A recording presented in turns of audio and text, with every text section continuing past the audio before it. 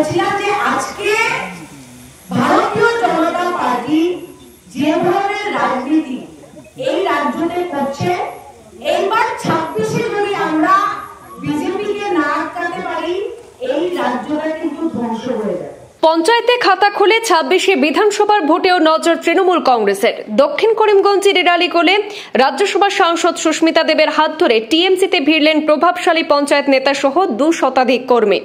বিধানসভা ভোটের আগে দক্ষিণ করিমগঞ্জের শক্তি বাড়িয়ে কংগ্রেস বিজেপিকে কপোকাত করলেন মমতা ব্রিগেডের রাজ্যসভা সাংসদ সুস্মিতা দেব।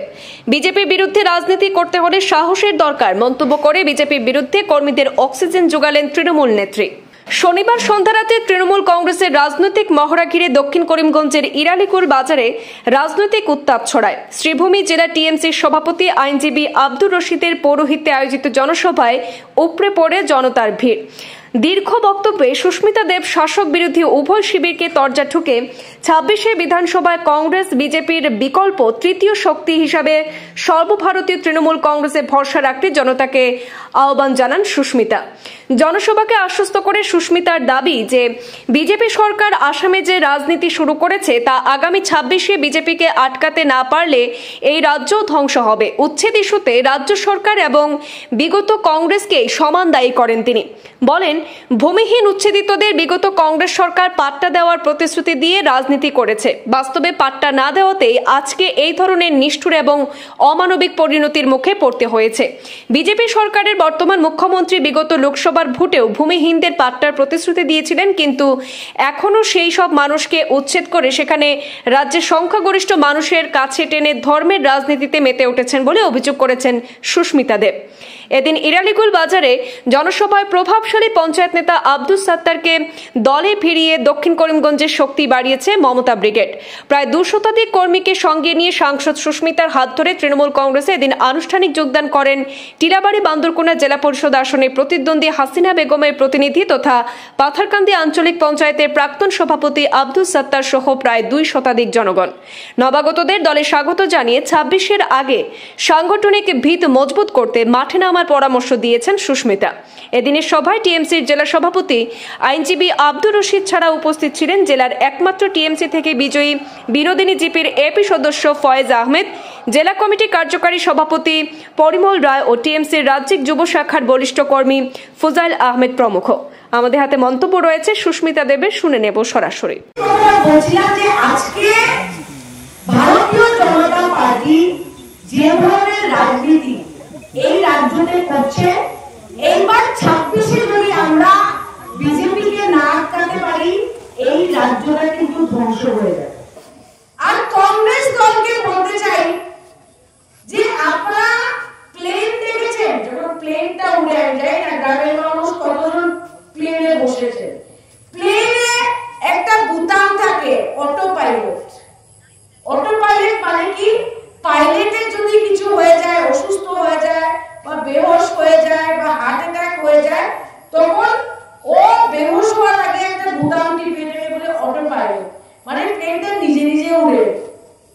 এখন কংগ্রেস পার্টি হলো অটো পাইলট মোডে। ওই বুতামটা টিপে দিয়েছে, কোনো মন্ডল নেই, কোনো বুথ নেই,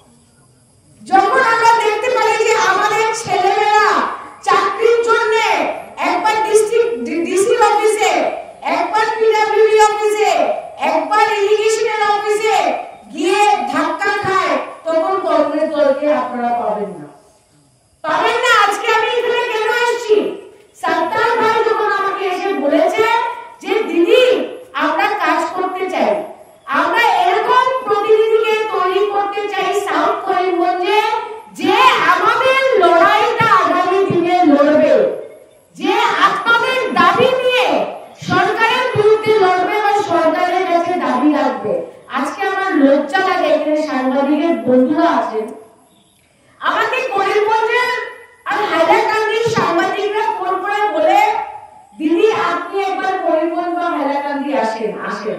আচ্ছা কেন? ওইখানে তো অনেক বড় বড় কংগ্রেসের নেতারা আছে, আমি কেন আসবো?